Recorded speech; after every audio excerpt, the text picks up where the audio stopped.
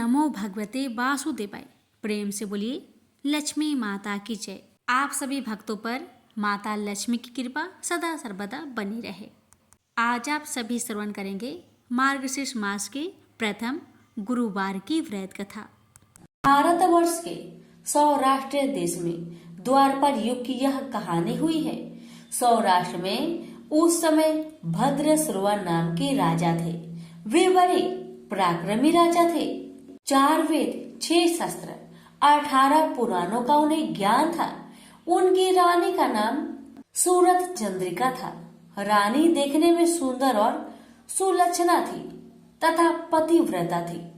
उन दोनों को 7 पुत्र तथा उसके बाद एक कन्या का वरदान मिला था।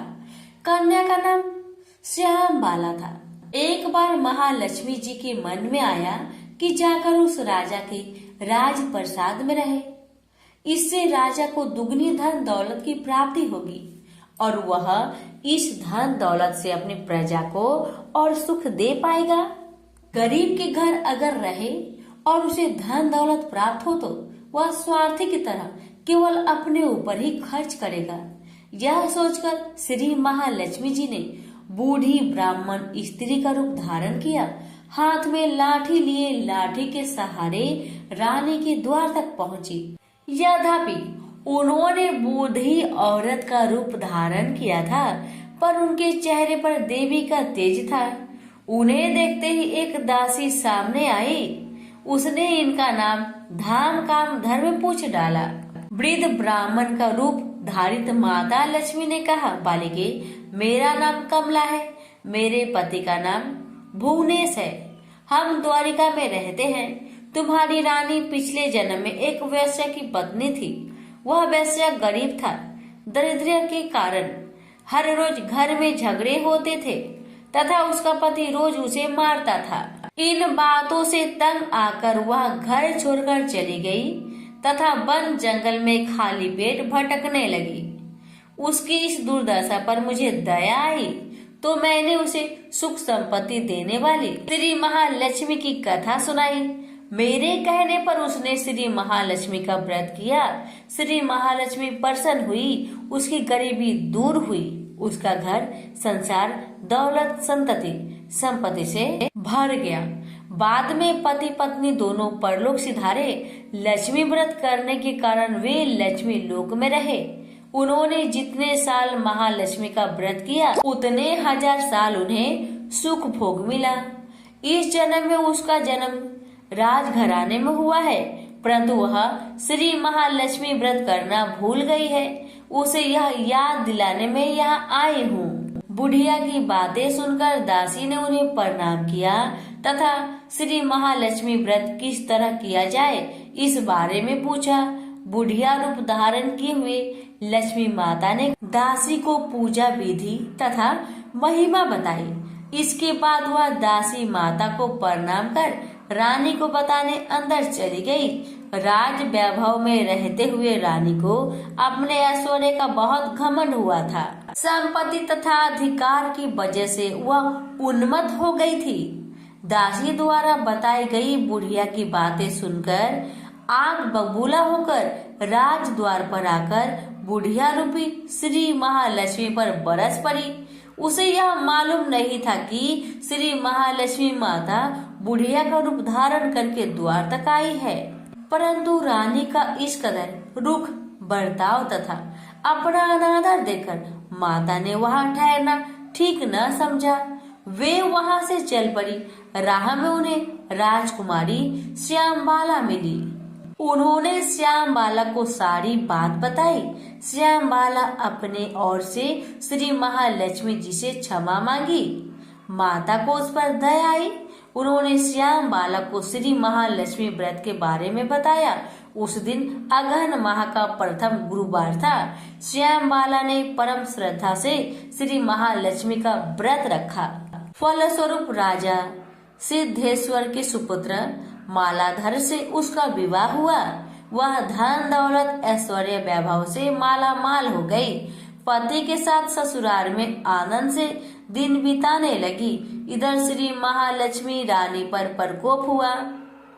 फलस्वरूप राजा भद्रश्रवा का राज्य एवं राज कारोबार नष्ट हो गया, यहाँ तक कि खाने के भी लाले पड़ गए। ऐसी हालत में एक दिन रानी ने राजा से निवेदन किया, हमारा दामाद इतना बड़ा राजा है, धनवान है, ऐश्वर्यशाली है, क्यों ना उसके पास जाए, अपना हाल उसे बताए, वह जरूर हमारी मदद करेगा। इस बात पर राजा भद्रश्रवा दामाद के पास रवाना हुए। राज्य में पहुंचकर एक तालाब के किनारे थोड़ी देर विश्राम लेने के लिए ठहरे। तालाब से पानी लेते आते जाते दासियों ने उन्हें देखा। उन्होंने विनम्रता से उनकी पूछताछ की। जब उन्हें यह मालूम हुआ कि वे रानी श्यामबाला के पिता हैं, तो दौड़ते हुए जाकर उन्होंने रानी को सारी बात बताई। रानी ने दासी के हाथ राज परिधान भेजकर बड़े ठाट से उनका स्वागत तथा आदर सत्कार किया, खान पान करवाया। जब वो लौटने लगे तो सोने की मोहर से भरा घड़ा दिया। राजा भद्रश्रवा जब वापस लौटे तो उन्हें देखकर रानी सूरज चंद्रिका खुश हुई। उन्होंने जब सोने की मोहरों से भरे घड़े का मुख खोला, पर हाय भगवान, घड़े में धान के बदले कोयले मिले। ये सब श्री महालक्ष्मी जी की प्रकोप से हुआ। इस प्रकार दुर्दशा में और कई दिन बीत गए। इस बार रानी स्वयं अपनी कन्या के पास गई। वह दिन अगहन माह का अंतिम गुरुवार था। श्यामबाला ने श्री महालक्ष्मी जी का व्रत किया, पूजा की, अपनी माता से भी व्रत करवाई। इसके बाद रानी अपने घर आई। श्री महालक्ष्मी का व्रत रखने पर उसे फिर से अपना राजपाट, धन दौलत, ऐश्वर्य प्राप्त हुआ। वह फिर से सुख शांति आनंदमय जीवन बिताने लगी। कुछ दिनों के बाद राजकन्या श्यामबाला अपने पिता के घर आई। उसे अपने घर देखकर सूरज चंद्रिका को पुरानी बात याद आई, यही कि श्यामबाला ने अपने पिता को घड़ा भरकर कोयला दिया था और उसे कुछ भी नहीं दिया था। इसी कारण श्यामबाला को पिता के घर आने का उसका कोई आदर आतिथ्य नहीं हुआ, बल्कि अनादर हुआ। पर उसने इस बात का बुरा नहीं माना। अपने घर लौटते समय उसने पिता के घर से थोड़ा नमक ले लिया। अपने घर लौटने पर उसके पति ने पूछा, अपने मायके से क्या लाई हो? इस पर उसने जवाब दिया, वहाँ का सार लाई हूँ। पति ने पूछा, इसका मतलब क्या हुआ? श्यामबाला ने कहा, धोरा धीरज रखे, सब मालूम हो जाएगा। उस दिन श्यामबाला ने सारा भोजन नमक डाले बिना ही बनाया और पति को परोसा। पति ने खाना चखा, सारा खाना नमक बिना था, इसलिए स्वाद न आया। फिर श्यामबाला ने थाली में नमक डाला, इससे सारा भोजन स्वादिष्ट लगने लगा। अब श्यामबाला ने पति से कहा, यही है वह मायके से लाया हुआ सार। पति को उसकी बात सही लगी। फिर वह दोनों हंसी मजाक करते हुए भोजन करने लगे। कहा गया है कि इस तरह जो कोई श्रद्धा भाव से श्री महालक्ष्मी की पूजा करे, उसे माता की कृपा प्राप्त होती है, सुख संपत्ति शांति प्राप्त होती है, सभी मनोकामनाएं पूरी होती है। परंतु ये सब प्राप्त होने पर माता की पूजा को भूलना नहीं चाहिए। हर गुरुवार को व्रत पाठ अवश्य करना चाहिए। इस तरह श्री महालक्ष्मी की महिमा भक्तों की मनोकामना पूरी करती है। प्रेम से बोलिए महालक्ष्मी माता की जय। बहुत समय पहले की बात है। बनारस के गांव में एक बड़े धनवान सेठ रहते थे। वह विष्णु भगवान के परम भक्त थे और हमेशा सच बोला करते थे। एक बार जब भगवान सेठ की प्रशंसा कर रहे थे, तभी माँ लक्ष्मी ने कहा, स्वामी आप इस सेठ की इतनी प्रशंसा क्यों क्या करते हैं? क्यों ना आज उसकी परीक्षा ली जाए और जाना जाए कि क्या वह सचमुच इसके लायक है या नहीं। भगवान बोले, ठीक है देवी, जैसी आपकी इच्छा। विष्णु भगवान ने लक्ष्मी जी से कहा कि अभी सेठ गहरी निद्रा में है, आप उसके सपने में जाए और उसकी परीक्षा ले लीजिए। अगले ही क्षण सेठ जी को सपना आया। सपने में धन की देवी लक्ष्मी उनके सामने आई और बोली, हे मनुष्य, मैं धन की देवी धात्री लक्ष्मी हूँ। सेठ जी को अपनी आंखों पर यकीन नहीं हुआ और वो बोले, हे माता, आपने साक्षात अपने दर्शन देकर मेरा जीवन धन्य कर दिया है। बताइए, मैं आपकी क्या सेवा कर सकता हूँ? माता ने कहा, कुछ नहीं, मैं तो बस इतना बताने आई हूँ कि मेरा स्वभाव चंचल है और बरसों से तुम्हारे भवन में निवास करते करते मैं ऊब चुकी हूँ और यहाँ से जा रही हूँ। सेठ जी बोले, मेरा आपसे निवेदन है कि आप यहीं रहे, किंतु अगर आपको यहाँ अच्छा नहीं लग रहा है तो मैं आपको भला कैसे रोक सकता हूँ। आप अपनी इच्छा अनुसार जहाँ चाहें वहाँ जा सकती हैं। इतना कहते ही माँ लक्ष्मी सेठ के घर से चली गई। थोड़ी देर बाद वे रूप को बदलकर पुनः सेठ के स्वप्न में यश के रूप में आई और बोली, सेठ, मुझे पहचान रहे हो? सेठ ने कहा, नहीं महोदय, आपको मैंने नहीं पहचाना। भेष रूपी लक्ष्मी माता ने कहा, मैं यश हूँ, मैं ही तेरी कीर्ति और प्रसिद्धि का कारण हूँ। लेकिन अब मैं तुम्हारे साथ रहना नहीं चाहता क्योंकि माँ लक्ष्मी यहाँ से चली गई है, अतः मेरा भी यहाँ कोई काम नहीं। सेठ ने कहा, ठीक है, यदि आप भी जाना चाहते हैं तो वही सही। सेठ जी अभी भी स्वप्न में ही थे और उन्होंने देखा कि वह दरिद्र हो गए हैं और धीरे धीरे उनके सारे रिश्तेदार व मित्र भी उनसे दूर हो गए हैं। यहाँ तक कि जो लोग उनका गुणगान किया करते थे वो भी आज उनकी बुराई कर रहे हैं। कुछ और समय बीतने पर माँ लक्ष्मी धर्म का रूप धारण करके पुनः सेठ के सपने में आई और बोली, मैं धर्म हूँ। माँ लक्ष्मी और यश के जाने के बाद भी इस दरिद्रता में तुम्हारा साथ नहीं दे सकता, मैं जा रहा हूँ। जैसा आपकी इच्छा, सेठ ने उत्तर दिया और धर्म भी वहाँ से चला गया। कुछ और समय बीत जाने पर माँ लक्ष्मी सत्य के रूप में स्वप्न में प्रकट हुई और बोली, मैं सत्य हूँ। लक्ष्मी, यश और धर्म के जाने के बाद अब मैं भी यहाँ से जाना चाहती हूँ।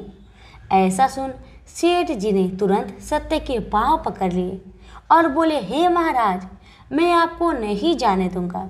भले ही सब मेरा साथ छोड़ दे, मुझे त्याग दे, पर कृपया आप ऐसा मत करिए। सत्य के बिना मैं एक क्षण नहीं रह सकता। यदि आप चले जाएंगे तो मैं तत्काल ही अपना प्राण त्याग दूंगा। लेकिन तुमने बाकी तीनों को बड़ी आसानी से जाने दिया, उन्हें क्यों नहीं रोका? सत्य ने प्रश्न किया। सेठ जी बोले, मेरे लिए वे तीनों भी बहुत महत्व रखते हैं, लेकिन उन तीनों के बिना भी मैं भगवान का नाम का जाप करते करते उद्देश्यपूर्ण जीवन जी सकता हूँ। परंतु यदि आप चले गए तो मेरा जीवन में झूठ प्रवेश कर जाएगा और वाणी अशुद्ध हो जाएगी। भला ऐसी वाणी से मैं अपने भगवान की वंदना कैसे कर सकूंगा? मैं तो किसी भी कीमत पर आपके बिना नहीं रह सकता। सेठ जी के उत्तर सुन सत्य बहुत प्रसन्न हुआ और उसने कहा, तुम्हारी अटूट भक्ति ने मुझे यहाँ रुकने पर विवश कर दिया और अब मैं यहाँ से कहीं नहीं जाऊंगा। और ऐसा कहते हुए सत्य अंतर्ध्यान हो गया। सेठ जी अभी भी निद्रा में थे। थोड़ी देर बाद स्वप्न में धर्म वापस आया और बोला, मैं अब तुम्हारे पास ही रहूंगा क्योंकि यहाँ सत्य का निवास है। सेठ जी ने प्रसन्नतापूर्वक धर्म का स्वागत किया। उसके तुरंत बाद यश भी लौट आया और बोला, जहाँ सत्य और धर्म है वहाँ यश स्वतः ही आ जाता है, इसलिए अब मैं भी तुम्हारे साथ ही रहूंगा। सेठ जी ने यश की भी आवभगत की और अंत में माँ लक्ष्मी आई। उन्हें देखते ही सेठ जी नतमस्तक होकर बोले, हे देवी, क्या आप भी पुनः मुझ पर कृपा करेंगी? अवश्य, जहाँ सत्य, धर्म और यश हो वहाँ मेरा वास निश्चित है, माँ लक्ष्मी ने उत्तर दिया। यह सुनते ही सेठ जी की नींद खुल गई। उन्हें यह सब स्वप्न लगा, पर वास्तविकता में वह एक कड़ी परीक्षा से उत्तीर्ण होकर निकले थे। मेरे प्यारे दोस्तों, हमें भी हमेशा याद रखना चाहिए कि जहाँ सत्य का निवास होता है वहाँ यश, धर्म और लक्ष्मी का निवास स्वतः ही हो जाता है। सत्य है तो सिद्धि, प्रसिद्धि और समृद्धि है। प्रेम से बोलिए लक्ष्मी नारायण की जय। एक बूढ़ा ब्राह्मण था। वह प्रतिदिन नित्य नियम के साथ पीपल को जल से सींचा करता था। उस बूढ़ा व्यक्ति के नित्य नियम से रोज पीपल देव को जल से सींचना देखकर माँ लक्ष्मी अति प्रसन्न हो गई। अब माँ लड़की एक कन्या का भेष में पीपल के वृक्ष से निकलती और बूढ़े ब्राह्मण से कहती, पिताजी मैं आपके साथ चलूंगी। हर रोज बूढ़ा ब्राह्मण के साथ ऐसा ही होने लगा। जब भी बूढ़ा ब्राह्मण पीपल को जल से सींचने आता तभी पीपल के वृक्ष में से एक कन्या निकलकर बाहर आती और कहती, पिताजी मैं आपके साथ चलूंगी। अब एक ही बात रोज सुन सुनकर बूढ़ा ब्राह्मण सूखने लगा, दिन ब दिन कमजोर होने लगा। तो उसकी पत्नी ने पूछा, क्या बात है, आपका तबीयत दिन ब दिन खराब क्यों हो रहा है? कोई बात है तो मुझे बताइए। पत्नी की बात सुन तब बूढ़ा ब्राह्मण बोला कि मैं हर रोज जब भी पीपल को सींचने जाता हूँ ना तभी पीपल के वृक्ष में से एक कन्या निकलकर बाहर आती है और मुझसे कहती है, पिताजी मैं आपके साथ चलूंगी। पति की बात सुन पत्नी कहने लगी, तो कल उसे अपने घर ले आइएगा, जहाँ आपकी 6 लड़कियां हैं वहाँ और एक ही सही। पत्नी की बात मानकर अगले दिन सुबह बूढ़ा ब्राह्मण फिर पीपल को जल से सींचने गया और फिर से वह लड़की बाहर आई और कहने लगी, पिताजी मैं आपके साथ चलूंगी। तब बूढ़ा ब्राह्मण ने कहा, ठीक है चलो फिर। और ब्राह्मण उस बिटिया को अपने घर ले आया। बिटिया को घर लाने के बाद बूढ़ा ब्राह्मण आटा मांगने गया तो उसे पहले के दिनों की अपेक्षा आज ज्यादा आटा मिली थी। जब बुढ़िया वह आटा छानने लगी तो 7वीं बिटिया जो पीपल वृक्ष से आई थी वह बिटिया कहने लगी, माँ लाओ आटा को मैं छान देती हूँ। जब वह आटा छानने बैठी तो परात भर गई। उसके बाद माँ खाना बनाने जाने लगी तो बिटिया बोली, माँ आज रसोई तो मैं ही बनाऊंगी। बिटिया की बात सुन माँ कहने लगी, ना बेटी ना, तुम्हारी हाथ जल जाएगी। लेकिन लड़की नहीं मानी। वह रसोई में खाना बनाने गई तो उसने तरह तरह के 36 व्यंजन बना डाले और आज सभी भरपेट खाना खाए। इससे पहले बूढ़े ब्राह्मण के परिवार को कभी भी पेट भर के भोजन नहीं मिलता था। कभी आधा ही पेट खाते तो कभी बिन खाए ही सो जाते थे। लेकिन आज उन सभी ने भर भर पेट भोजन खाए। मामा कहने लगा, आज तो भरपेट खाना खाया और ऐसा भोजन तो इससे पहले मैंने कभी भी नहीं खाया है।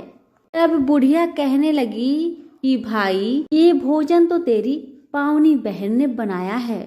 जैसे ही शाम हुई तो पावनी बेटी कहने लगी, माँ चौका लगा के चौका का दिया जला देना, कोठे में सो जाऊंगी मैं। बुढ़िया बोली, ना बेटी ना, तू डर जाएगी। लेकिन वह बिटिया न मानी। वह कहने लगी, माँ मैं नहीं डरूंगी। वह बिटिया अंदर कोठे में ही जाकर सो गई। आधी रात को लड़की उठी और चारों ओर आंख मारी तो चारों ओर धन ही धन हो गया। और बाहर जाने लगी तो एक बूढ़ा ब्राह्मण सो रहा था। उसने देखा तो कहा, बेटी तू कहाँ चली जा रही है? तब बिटिया बोली, मैं दरिद्रता दूर करने आई थी। अगर तुम्हें दूर करवानी है तो करवा लो। तब बूढ़ा ब्राह्मण ने कहा, हाँ बिटिया जैसी तुम्हारी इच्छा।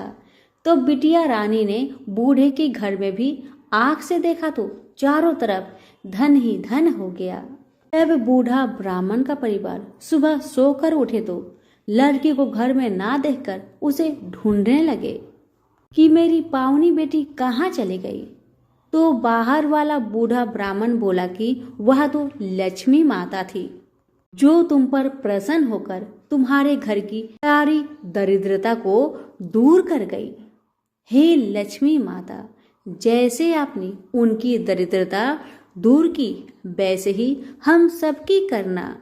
कहानी कहने वालों के भी, सुनने वालों के भी, हुक्कारे भरने वालों के भी, सभी के परिवार पर अपनी कृपा सदा बनाए रखना।